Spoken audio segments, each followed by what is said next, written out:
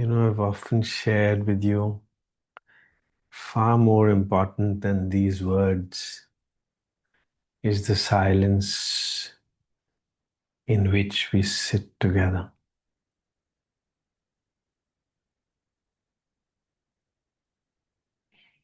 Far more important than the persons which we appear when we see each other with the eyes and we hear each other. Far more important than that is our invisible togetherness. That means when you close your eyes and you sit silently, that's the most important thing about a satsang. Close your eyes and sit in silence. By and by,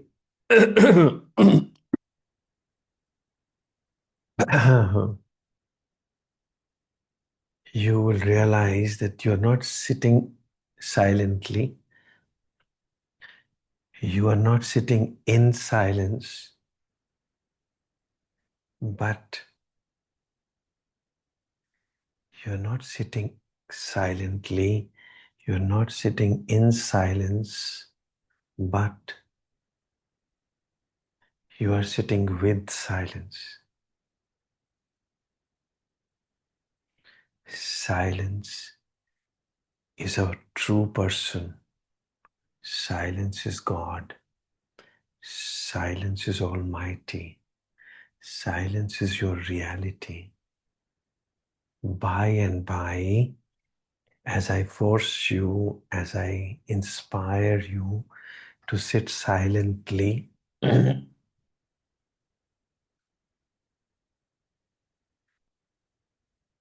you would learn to sit in silence, and then you would realize that you're sitting with silence. Silence is a person. Silence is the true Almighty entity. That's when I will start speaking to you, not by the mouth. That's when you would know who the true you are and who the true I am.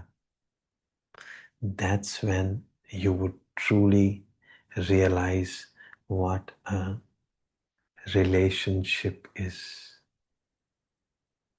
Relationship can be between two people. Then you would realize what a relationship is. That will be the true love.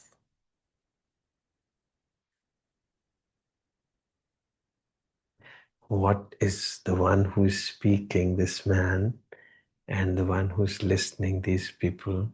We cannot have a relationship.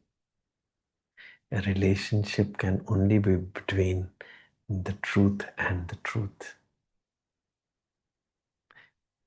You learn to be silent, and then you would know that silence would be with you as your best friend. And you would realize and you would taste what love is. Love is God. Then you would say, तुम तो प्यार हो सजना, तुम तो प्यार हो सजनी, मुझे तुमसे प्यारा और न कोई. That silence, that reality is Krishna. That is Allah. That is Guru. That is you. You are love. Everything around you is love. But we see it with human eyes. So because we belittle ourselves, so we belittle anything and everything. Even your guru looks like a human because you have become a human. And it is not a handicap, it is a necessity, because how would you otherwise realize love unless you become human? And unless your beloved becomes a guru, how would you realize what is love, what is reality? So, well, ignore the handicaps, ignore what all faults do you find in each other, and know that you are love, and whatever is around you is love only.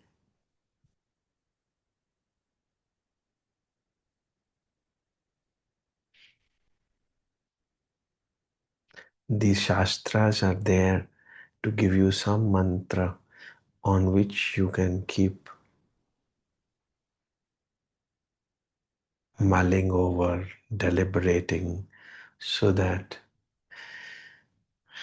time passes. Time passes. Time is mind. Mind is time. After all, mind needs to stay busy. Otherwise, how would mind survive? And mind is very precious. So, to stay alive, mind will have to keep thinking something. Either it'll be thinking about successes and failures, about the past and future, guilts and regrets, and मैं ऐसा क्यों नहीं, मैं ऐसा क्यों हूं. Either it'll keep thinking about all this, or it can start thinking on a Mahavakya. That's the Mahavakyas will take you across to silence, to love. Be it Bhagavad Gita, be it Vedanta, be it Brahma Sutras, Guru Granth Sahib, Bible, Quran Sharif, they all give you something to think over. And so that you cannot, so that you don't keep criticizing your husband, your wife, your friends, your neighbors, because that's wastage of life. Wastage of life. Every human is God, but you as a human will always find faults with someone. You will always find faults with everyone. Your guru will also look like just another human, whereas every human is God. Hare Ram, everything is God. Everything is made up of love. But to be able to speak, you have to become a human. When love takes the shape of words, let's say when silence takes the shape of words, then it looks stupid. There is no need to speak. Silence is silence. But what do? I have to speak something. I have to breathe. As a human, I have to breathe. I have to do certain works where there will be faults, there will be errors, sometimes deliberate, sometimes I couldn't help it. It will happen. So you might forgive me or you might not forgive me. That's your issue, that's your problem. But I would want you to close your eyes towards me also and towards these words also and live with silence. I am not a person. I am silence. I am love. But to exist, I have to speak.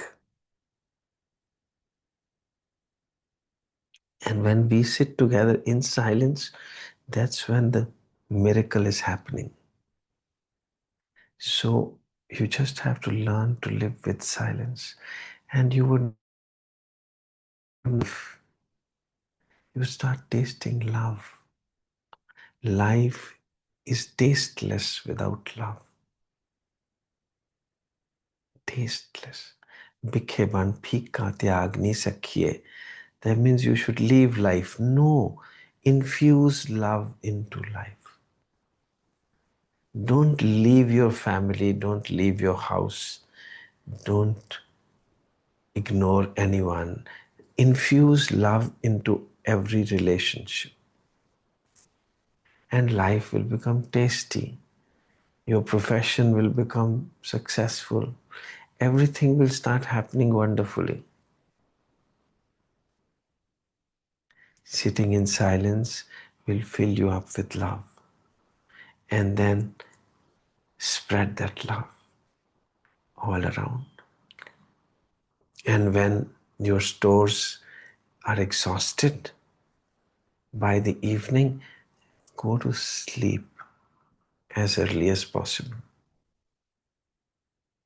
Circadian rhythm is like that.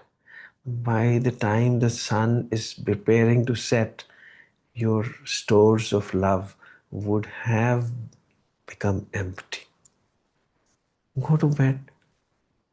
Why spend life as a corpse, as a dead man?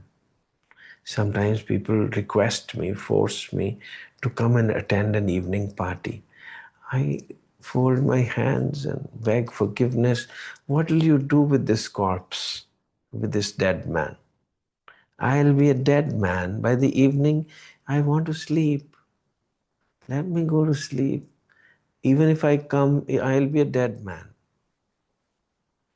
Let me charge myself every morning with love and then spread that love and bless myself and bless the world.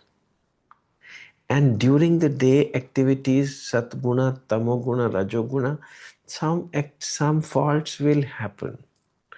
I should forgive myself. And if somebody can forgive me, it's fine. If somebody blames me for it, it's still fine. Because that will happen. People will not like me, people will like me. That's natural. Because as a person, I will have, to err is human. I will be as human as everybody else. So each one of us will have to be as human as we are, but also realize our own divine divinity, our divine reality. So that is what all spirituality and adhyatma is all about. Become aware, become conscious of your divinity, of your silence, of your love. Besides being a human, Hare Ram, Vaheguru.